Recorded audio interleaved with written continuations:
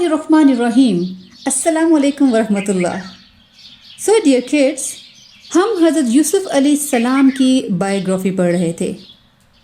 So let's continue the third part. और फिर जब वो 11 भाई मिस्र की तरफ रवाना होने लगे तो याकूब अलैहिस्सलाम ने उन्हें बुलाकर हिदायत की कि ऐ मेरे बेटो, तुम सब शहर में एक ही दरवाज़े से दाखिल ना होना, बल्कि मुख्तलिफ दरवाज़ों से दाखिल होना ये महज एक तदबीर है, वरना हकीकत में अल्लाह की मर्ज़ी के मुकाबले में कुछ काम नहीं आ सकता। एक्चुअली ये एक एहतियाती तदबीर थी, जस्ट फॉर द सिक्योरिटी। होता ये था कि कदीम ज़माने में शहरों के गिर्द फसील होती थी, जिसमें मुख्तलिफ़ डायरेक्शन से बहुत सारे दरवाज़े होते थे, जो रात को हिफाजत की गर्ज से बंद कर दिए जाते थे, क्योंकि एट दैट टाइम कहत साली का दौर था और चोरी और लूट मार के वाक़यात बहुत बढ़ रहे थे। तो याकूब अलैहिस्सलाम को एक अंदेशा था कि अगर ये सब एक ही दरवाज़े से शहर के अंदर दाखिल हुए तो शहर के मुहाफ़िज़ इन्हें कहीं लूट मार करने वालों का कोई गिरोह ना समझ ले, क्योंकि उनका गेटअप सिर्फ के मकामी लोगों से मुख्तलिफ था और ये चीज़ उनको शक के दायरे में ला सकती थी। बहरहाल ये एक एहतियाती तदबीर थी जो याकूब अलैहिस्सलाम ने अपने बेटों को इख्तियार करने के लिए कही, और ये बेटे अपने बाप की हिदायत के मुताबिक शहर के मुख्तलिफ दरवाज़ों से शहर में दाखिल हुए और यूसुफ अलैहिस्सलाम के पास पहुंच गए। यूसुफ अलैहिस्सलाम अपने भाई बिन्यामीन को अपने सामने देखकर बहुत खुश हुए और अपने भाई बिन्यामीन के साथ तन्हाई पाकर आपने उन्हें बता दिया, अना अखूका, यानी मैं तेरा भाई हूँ, और ये कि जो कुछ तुम्हारे सुतेले भाई तुम्हारे साथ करते रहे हैं उसका गम अब न करो। यानी आपने अपने भाई बिन्यामीन को तसल्ली दी कि हमारी आजमाइशों का वक्त ख़त्म हो गया है और अच्छे दिन आने वाले हैं।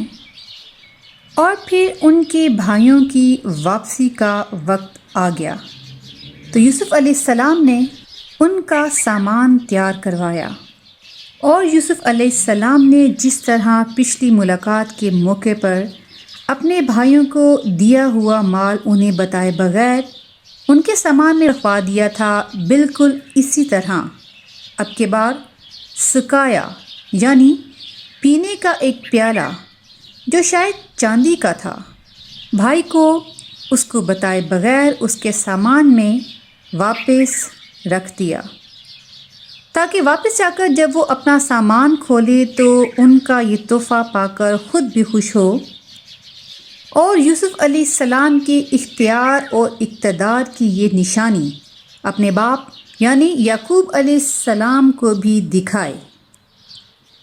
उसके बाद खुदा की कुदरत ऐसा हुआ कि गल्ला नापने का एक शाही पैमाना जिसे सवाउल मुल्क कहा जाता है उसी वक्त मिसप्लेस हो गया। तलाश करने के बावजूद जब शाही कारिंदों को वो न मिला तो उन्हें हज़रत यूसुफ अलैहिस्सलाम के भाइयों पर शक हुआ। साथ ही ये ऐलान भी कर दिया गया कि जो वो शाही पैमाना लाकर देगा उसको एक ऊंट के बराबर गल्ला इनाम दिया जाएगा। सो इन्वेस्टिगेशन शुरू हुई। यूसुफ अलैहिस्सलाम के भाइयों ने कहा, अल्लाह की कसम आप लोग जानते हैं हम इस मुल्क में फ़साद बर्पा करने नहीं आई और ना ही हम चोरियां करने वाले लोग हैं। इस पर शाही अहलकारों ने कहा, अगर तुम झूठे साबित हुए तो उस चोरी करने वाले की क्या सज़ा होगी? यूसुफ अलैहिस्सलाम के भाई बोले, उसकी सज़ा ये है कि जिसके सामान से वो खोई हुई चीज़ निकले आप उसी शख्स को सज़ा के तौर पर अपने पास रख लें, क्योंकि उनके कस्टम में चोरी करने वाले की सज़ा यही थी। بہرحال شاہی اہلکاروں نے ان کے سامان کی تلاشی لینا شروع کی۔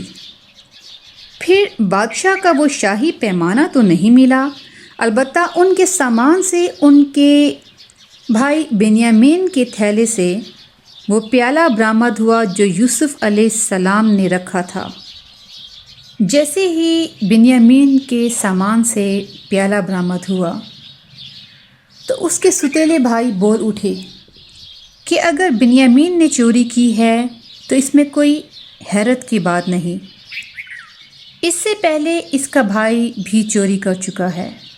یعنی انہوں نے بنیامین کے ساتھ ساتھ یوسف علیہ السلام پر بھی چوری کا الزام لگا دیا کہ وہ نہیں جانتے تھے کہ یہ وہی یوسف ان کے سامنے موجود ہے جس پر وہ یہ گھٹیا الزام لگا رہے ہیں۔ مگر یوسف علیہ السلام کا ضبط اور ان کا بلند کردار دیکھیے کہ آپ نے بالکل بھی پروٹیسٹ نہ کیا، نہ ہی اپنے بیہیویئر سے یہ شو کروایا کہ وہ اپنے بھائیوں کی اصل حقیقت جانتے ہیں۔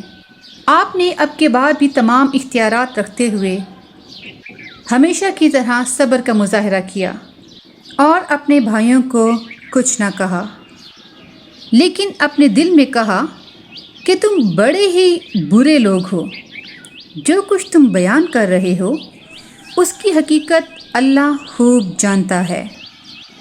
اب سچویشن کچھ یوں تھی کہ بنیامین کے سامان سے وہ پیالہ برآمد ہوا تھا اور ان کی ٹریڈیشن کے مطابق اب بنیامین کو بدلے میں وہیں رہنا تھا۔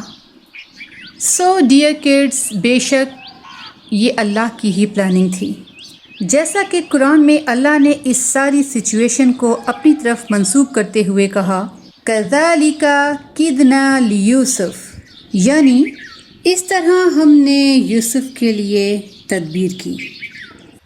اس طرح اللہ تعالیٰ کی ذات نے یہ سچویشن کریٹ کروا کر بنیامین کو اپنے بھائی یوسف علیہ السلام کے پاس رہنے کا انتظام کر دیا۔ ادھر یوسف علیہ السلام کے بھائیوں نے یہ سچویشن دیکھی تو کہا، اے عزیز، اس کا باپ بہت بوڑھا ہے، اس کی جگہ آپ ہم میں سے کسی ایک کو رکھ لیجئے اور بنیامین کو جانے کی اجازت دیجئے۔ اس پر یوسف علیہ السلام نے کہا، اللہ کی پناہ اس بات سے کہ ہم بنیامین کے علاوہ کسی اور کو اپنے پاس رکھیں۔ بے شک ہم نے جس کے پاس اپنا مال پایا ہے اسی کو اپنے پاس رکھیں گے۔ ان کا یہ جواب سن کر یوسف علیہ السلام کے بھائی بہت مایوس ہوئے اور پھر وہ آپس میں مشورہ کرنے کی غرض سے الگ ہو کر بیٹھ گئے۔ ان میں سے جو بڑا تھا وہ بولا کہ کیا تم کو علم نہیں کہ تمہارے والد یعقوب نے تم سے اللہ کے نام پر مضبوط وعدہ لیا تھا کہ تم بنیامین کو اپنے ساتھ واپس لے کر آؤ گے۔ اس سے پہلے بھی یوسف کے معاملے میں جو زیادتی تم کر چکے ہو وہ بھی تمہیں معلوم ہے، اس لیے اب میں یہاں سے ہرگز واپس نہ جاؤں گا جب تک میرے والد مجھے اجازت نہ دے دیں یا اللہ تعالیٰ میرے لیے کوئی فیصلہ نہ کر دے۔ بے شک وہی بہترین فیصلہ کرنے والا ہے۔ یوسف علیہ السلام کے ستیلے بھائیوں میں غالباً یہ بھائی دوسروں سے کمپیریٹیولی ڈیفرنٹ تھا۔ اسی بھائی نے مشورہ دیا تھا کہ یوسف کو قتل نہ کرو بلکہ کسی اندھے کنویں میں ڈال دو۔ اب جب بنیامین کو مصر میں روک لیا گیا تو اس کی ذات نے یہ گوارا نہ کیا کہ جس باپ کے نزدیک وہ ایک بھائی کو کھونے کا مجرم بن چکا ہے، اسی باپ کے سامنے اب وہ دوبارہ دوسرے بھائی کو بھی کھونے کا مجرم بن جائے۔ تم لوگ یعقوب علیہ السلام کے پاس واپس جاؤ اور ان کو جا کر بتاؤ کہ ان کے بیٹے نے چوری کی ہے، اور یہ حقیقت بھی بیان کرو کہ ہم نے انہیں چوری کرتے ہوئے نہیں دیکھا، بس ہمیں تو یہ معلوم ہوا ہے کہ بنیامین چور ہے۔ ایسا ہی ہوا۔ یہ سب بھائی واپس فلسطین اپنے باپ یعقوب علیہ السلام کی طرف لوٹ گئے۔ جب وہ یعقوب علیہ السلام کے پاس پہنچے تو انہوں نے ان کو بتایا، اے ابا جان، آپ کا بیٹا چور نکلا ہے، اور ہمیں معلوم ہے کہ آپ ہماری بات کا یقین نہیں کریں گے۔ آپ ایسا کیجئے کہ کسی آدمی کو مصر بھیج کر اس بات کی تصدیق کرا سکتے ہیں، یا ہمارے ساتھ جو قافلے کے دوسرے لوگ ہیں آپ ان سے پوچھ سکتے ہیں، اگر آپ کو ہماری بات پر یقین نہ ہو تو۔ یعقوب علیہ السلام نے واقعے کی پوری ڈیٹیل سنی، مگر آپ کو ان کی بات پر یقین نہ آیا۔ سو آپ نے کہا کہ تمہارے دل نے تمہارے لیے ایک بات بنا لی ہے، اور میں تمہاری اس بات پر صرف صبر ہی کروں گا۔ یعقوب علیہ السلام کو اندازہ ہو گیا تھا کہ ان بیٹوں نے بنیامین کے ساتھ بھی ویسا ہی کچھ کیا ہے جس طرح یوسف علیہ السلام کے ساتھ کیا تھا، اور یعقوب علیہ السلام سمجھ گئے کہ آزمائش مزید بڑھا دی گئی ہے، بیکاز اب سچویشن کچھ یوں تھی کہ یوسف علیہ السلام کو گم ہوئے تقریباً 20 سال سے زائد کا عرصہ گزر گیا تھا، اور دوسرا بیٹا مصر میں حاکم کا غلام بنا دیا گیا تھا، یعنی بنیامین، اور تیسرا بیٹا بھی بنیامین کے پاس ہی مصر میں موجود تھا۔ سو یعقوب علیہ السلام پر اللہ تعالیٰ کی طرف سے آزمائش مزید بڑھا دی گئی تھی، اور یعقوب علیہ السلام کو یہ بات کلک کر گئی تھی کہ اللہ تعالیٰ کی ذات اسی شر میں سے کوئی نہ کوئی خیر ضرور نکالے گا، لہٰذا انہوں نے کہا، میں صبر کرتا ہوں، قریب ہے کہ میرا رب میرے سارے بیٹے مجھے واپس لوٹا دے۔ یعقوب علیہ السلام نے صبر تو کر لیا، مگر دل میں غم تھا، شدید غم۔ آپ یوسف علیہ السلام کو یاد کرتے اور کہتے، ہائے یوسف۔ شدت غم اور کثرت سے رونے کی وجہ سے ان کی آنکھیں سفید پڑ گئیں، یعنی ان کی آئی سائٹ جاتی رہی۔ وہ ہر وقت سینے میں غم کو دبائے رکھتے۔ آپ اپنا سارا دکھ، سارا غم اپنے رب کو سناتے۔ شدید غم میں کیے جانے والا صبر بہت نمایاں ہو رہا تھا، یعنی دل اور آنکھوں پر تو اختیار نہ تھا، مگر زبان سے بھی کوئی بے صبری کا لفظ نہیں نکلتا تھا، یہاں تک کہ صبر اور ضبط کی شدت آپ کے جسم پر بھی نمایاں ہونے لگی۔ وہ دن رات اپنے بیٹوں کی یاد میں گھلتے رہتے تھے۔ ان کی یہ کنڈیشن دیکھ کر ان کے بیٹوں نے کہا، بخدا آپ تو بس یوسف کو ہی یاد کیے جائیں گے، حتیٰ کہ اس غم میں آپ اپنے آپ کو گھلا لیں گے یا کہیں اپنے آپ کو ہلاک نہ کر ڈالیں۔ یہ سن کر یعقوب علیہ السلام نے اپنے بیٹوں سے کہا، میں اپنے پریشانی اور اپنے غم کا شکوہ صرف اللہ سے ہی کرتا ہوں، اور بے شک میں وہ باتیں جانتا ہوں جو تم نہیں جانتے، یعنی تم مجھے میرے حال پر چھوڑ دو، میں اپنی رب کی رحمت سے مایوس نہیں ہوں۔ یعقوب علیہ السلام کو یقین تھا کہ ان کے بیٹے زندہ ہیں، یعنی یوسف علیہ السلام کی زندگی کا یقین تھا، لہٰذا اپنے بیٹوں سے کہا، اے میرے بیٹو، جاؤ یوسف اور اس کے بھائی کا کھوج لگاؤ، اور کبھی بھی اللہ کی رحمت سے مایوس نہ ہونا، کیونکہ بے شک منکرین ہی اللہ کی رحمت سے مایوس ہوتے ہیں۔ سو اب ان کے بیٹے تیسری دفعہ یوسف علیہ السلام کے دربار میں مصر پہنچے ہوئے ہیں۔ اب کی بار جب وہ یوسف علیہ السلام کے پاس دربار میں حاضر ہوئے تو ان کے پاس رقم نہ ہونے کے برابر تھی، لہٰذا انہوں نے بہت درد بھرے انداز میں اپنی پریشانی اور غربت کا ذکر یوسف علیہ السلام کے سامنے کیا اور کہا، اے عزیز مصر، قحط کے سبب ہم سخت تکلیف میں ہیں، اور باقی بچی ہوئی جمع پونجی لے کر آپ کے پاس آئے ہیں۔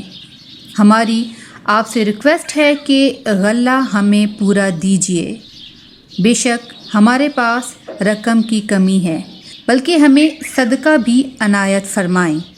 بے شک اللہ صدقہ دینے والوں کو جزا دیتا ہے۔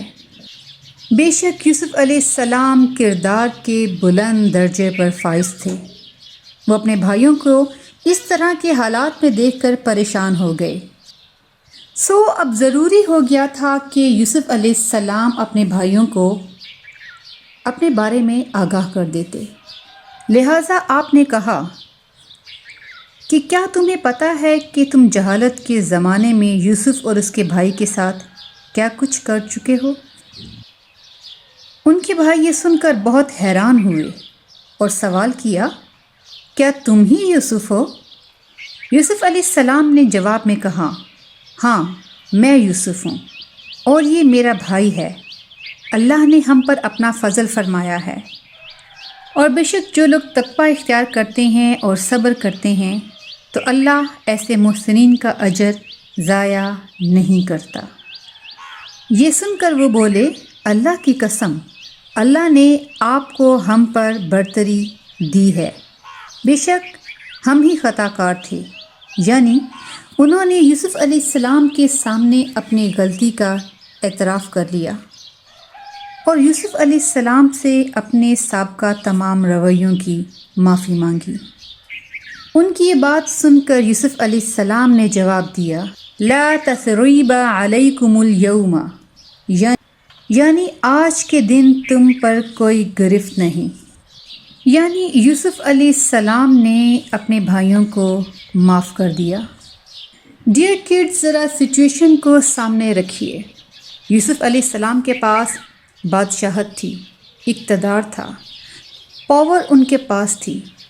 وہ چاہتے تو آسانی سے ان تمام چیزوں کا بدلہ اپنے بھائیوں سے لے سکتے تھے جو کچھ انہوں نے آپ کے ساتھ اور بنیامین کے ساتھ کیا، مگر تمام اختیارات ہونے کے باوجود آپ نے اپنے بھائیوں کو معاف کر دیا۔ نہ صرف یہ کہ معاف کیا بلکہ ان کے ساتھ احسان کا رویہ اختیار کیا۔ یہی الفاظ نبی صلی اللہ علیہ وآلہ وسلم نے فتح مکہ کے موقع پر قریش کے سرداروں کو کہے تھے۔ یہ وہی لوگ تھے جو مسلسل آپ سے دشمنی نبھاتے آئے تھے۔ جب یہ لوگ نبی صلی اللہ علیہ وآلہ وسلم کے سامنے حاضر ہوئے تو آپ صلی اللہ علیہ وآلہ وسلم نے فرمایا کہ میں تم سے وہی بات کہتا ہوں جو میرے بھائی یوسف علیہ السلام نے اپنے بھائیوں سے کہی تھی، لا تثریب علیکم اليوم، یعنی آج کے دن تم پر کوئی گرفت نہیں۔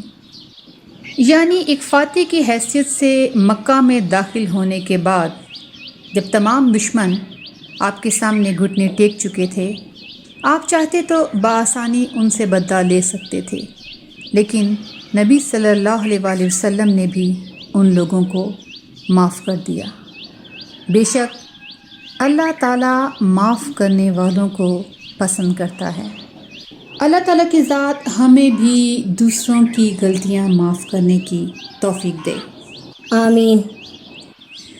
ڈیئر کڈز، حضرت یوسف علیہ السلام کو اپنے بھائی بنیامین کے ذریعے حضرت یعقوب علیہ السلام کی آئی سائٹ کے بارے میں معلوم ہو چکا تھا، لہٰذا یوسف علیہ السلام نے اپنا کرتا اپنے بھائیوں کو دیا اور کہا، میرا یہ کرتا لے جاؤ اور میرے والد کے چہرے پر ڈال دو، اس سے ان کی بینائی واپس آ جائے گی، اور تم سب اپنے اہل و عیال کو لے کر میرے پاس واپس آ جاؤ۔ اب سچویشن کچھ یوں ہوئی کہ ادھر قافلہ مصر سے روانہ ہوا، ادھر دوسری طرف فلسطین میں یعقوب علیہ السلام نے اپنے ارد گرد کے لوگوں سے کہا کہ اگر تم مجھے بڑھاپے میں پاگل نہ سمجھو تو میں یہ کہوں گا کہ میں یوسف کی خوشبو محسوس کر رہا ہوں، اور بے شک یہ اللہ کی طرف سے یعقوب علیہ السلام کے لیے خاص تحفہ تھا تاکہ وہ مینٹلی پریپیئر ہو جائیں، اور بے شک یہ اللہ کی ہی پلاننگ تھی۔ اولدو یوسف علیہ السلام گھر سے کچھ فاصلے پر جب کنویں میں موجود تھے، جب قافلے والے کنویں سے نکال کر انہیں مصر لے گئے، مصر میں آپ 20 سال تک رہے، مگر کبھی بھی یعقوب علیہ السلام کو ان کی خوشبو نہ آئی، مگر اب کی بار جب ان کا کرتا مصر سے چلا آ رہا ہے تو وہ ان کی خوشبو محسوس کرنے لگے۔ اور بے شک اللہ تعالیٰ کی ذات نے اس خوشبو کے ذریعے یعقوب علیہ السلام کو یوسف علیہ السلام کے بارے میں خبر پہنچا دی تھی۔ یوسف علیہ السلام کی خوشبو کے بارے میں سن کر ارد گرد کے لوگ بولے، اللہ کی قسم آپ ابھی تک اپنی اسی پرانی دیوانگی میں مبتلا ہیں، یعنی گھر والوں نے ان کی اس بات پر یقین نہ کیا۔ بس پھر یوں ہوا کہ جب خوشخبری دینے والا یعقوب علیہ السلام کے پاس پہنچ گیا تو اس نے یوسف علیہ السلام کا کرتا یعقوب علیہ السلام کے چہرہ مبارک پر ڈال دیا، جس سے یعقوب علیہ السلام کی بینائی واپس آ گئی۔ تب انہوں نے کہا، اے لوگو، میں نے تم سے نہیں کہا تھا کہ میں اللہ کی جانب سے وہ کچھ جانتا ہوں جو تم نہیں جانتے؟ بے شک یعقوب علیہ السلام کی بینائی اللہ کے حکم سے ہی واپس آئی تھی۔ ان کے تمام بیٹے اس سچویشن کو دیکھ رہے تھے اور انہیں بہت اچھی طرح سے اپنی غلطیوں اور نادانیوں کو احساس ہو گیا تھا، لہٰذا انہوں نے یعقوب علیہ السلام سے درخواست کی، ابا جان، آپ ہمارے گناہوں کی مغفرت کے لیے دعا کیجیے، بے شک ہم قصوروار تھے۔ یہ سن کر یعقوب علیہ السلام نے کہا، اے میرے بیٹو، میں جلد اپنے رب سے تمہارے لیے معافی کی دعا کروں گا، بے شک وہ بہت بخشنے والا اور رحم کرنے والا ہے۔ اور پھر یعقوب علیہ السلام اپنی بیوی اور بیٹوں کے ساتھ مصر کی طرف چل دیے، اور یوسف علیہ السلام تک یہ خبر پہنچ چکی تھی، لہٰذا یوسف علیہ السلام ان کی استقبال کے لیے شہر سے باہر نکل آئے۔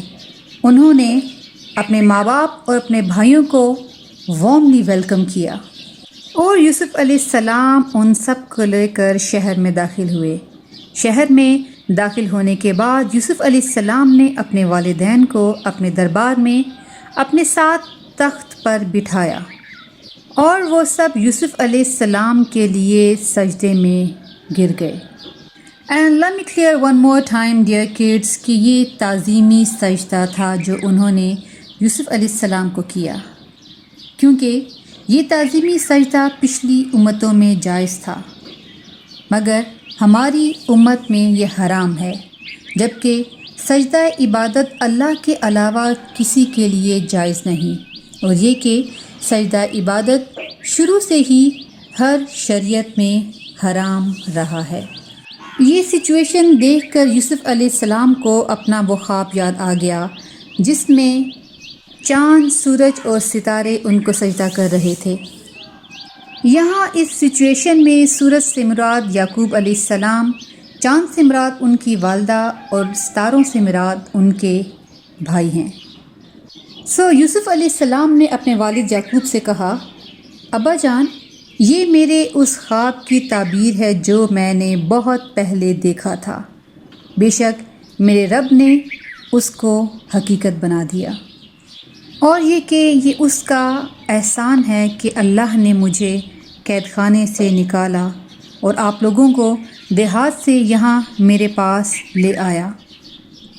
یوسف علیہ السلام اپنے اس عروج پر فخر کرنے کے بجائے اللہ کے اس احسان کا اعتراف کر رہے ہیں کہ جس نے انہیں یہ مرتبہ عطا کیا، یعنی اپنے اس تمام عروج کو اللہ تعالیٰ کی ذات کی رحمت سے ریلیٹ کیا، اور ساتھ ہی کہا کہ شیطان نے میرے اور میرے بھائیوں کے درمیان فساد ڈلوا دیا تھا اور ہمیں ایک دوسرے سے جدا کر دیا تھا، یعنی اپنے بھائیوں کے نیگیٹو کیریکٹر کو جاننے کے باوجود ان کے خلاف شکایت کا ایک لفظ بھی آپ کی زبان پر نہ آیا، بلکہ آپ نے ان کے بیڈ بیہیویئر کو شیطان کی طرف منسوب کیا۔ اب سورہ یوسف کی آیت 101 کی تلاوت کریں گی سمن سجاد۔ جی سمن سجاد۔ اعوذ باللہ من الشیطان الرجیم، بسم اللہ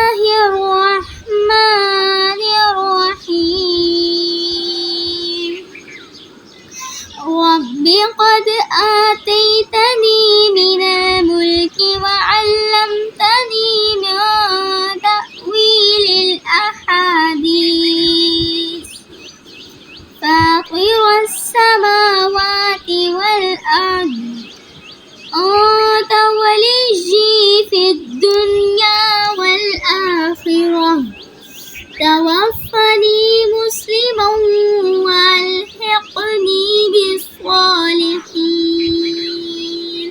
جزاک اللہ سمن سجاد. اب اس آیت کی ٹرانسلیشن کریں گے سیف فہد. جی سیف فہد. پروردگار، تو نے مجھے اقتدار میں حصہ عطا فرمایا اور باتوں کی تعبیر کر لینے کے علم میں سے بھی سکھا دیا.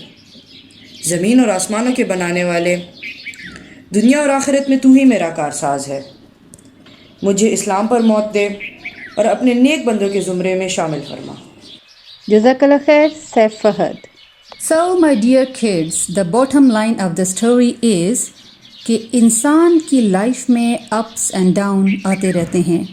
یہ لائف خوشیوں، غموں اور آزمائشوں کا کمبینیشن ہے. یاد رکھیں کہ ہر چیز اللہ کی طرف سے ریٹن ہے. We all have to go through from difficult and different situations. کیونکہ اللہ تعالیٰ نے یہ دنیا آزمائش کے لیے بنائی ہے.